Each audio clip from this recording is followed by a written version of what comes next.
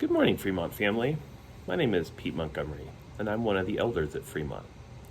Today we're going to be looking at 2 Corinthians chapter 6, and I wanted to specifically focus on verses 1 through 3, which read, "As God's fellows workers, we urge you not to receive God's grace in vain. For he says, 'In the time of my favor I heard you, and in the day of salvation I helped you.' I tell you, now is the time of God's favor. Now is the day of salvation. We put no stumbling block in anyone's path, so that our ministry will not be discarded." In order to understand what Paul is writing about in chapter 6, we need to look back at the message in chapter 5, which sets up the text we are looking at today. Chapter 6 is set up by the message of God's grace for sinners as spelled out in verse 17 of chapter 5. "Therefore, if anyone is in Christ, he is a new creation. The old has gone, the new has come."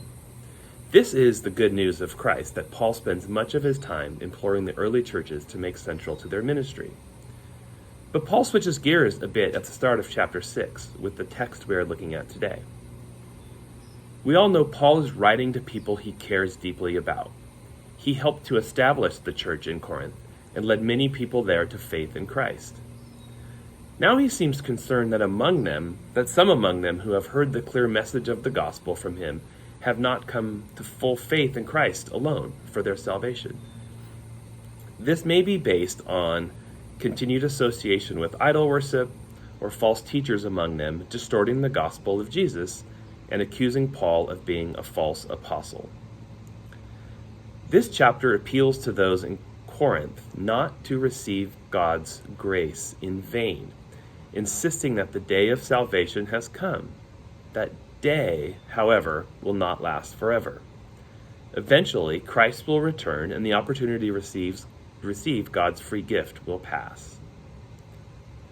Paul insists that he and those who work with him have not done or said anything that would keep anyone from believing in Jesus. He commends their ministry to the Corinthians, giving them evidence to present to anyone who would accuse Paul of being false or having a hidden and self-serving agenda. If we look closer, is Paul saying that the Corinthians were not receiving grace? No. The Corinthian Christians had obviously received the grace of God. They would not be Christians at all had they not received the grace of God. Yet having received it, they were potentially guilty of receiving the grace of God in vain, as Paul says. So Paul pleads with them to not do this. But what does it mean to receive the grace of God in vain? It means to receive the goodness and favor of God, yet to hinder the work of grace in one's life. God doesn't want us to receive his grace and become passive. Paul knew that God gives his grace, we work hard, and the work of God is done. In verse 2, Paul quotes and applies Isaiah 49:8, because he wants to give the Corinthian Christians a sense of urgency. God has an acceptable time for us to work with his grace, and God has a day of salvation that will not last forever. This is no time for Christian lives consumed with ease and comfort and self-focus. It is time to get busy for the Lord and to be workers together with him.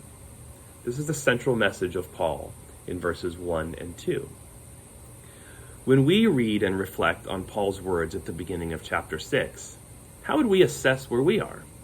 Are we satisfied with merely receiving God's grace and not having it transform how we live, how we treat others, how we serve and love others? And do we feel that sense of urgency that the day of salvation is near? Let's resolve to rejoice in the gift of grace, be compelled to have grace work in our life, and to do so with urgency. God bless you and have a great day.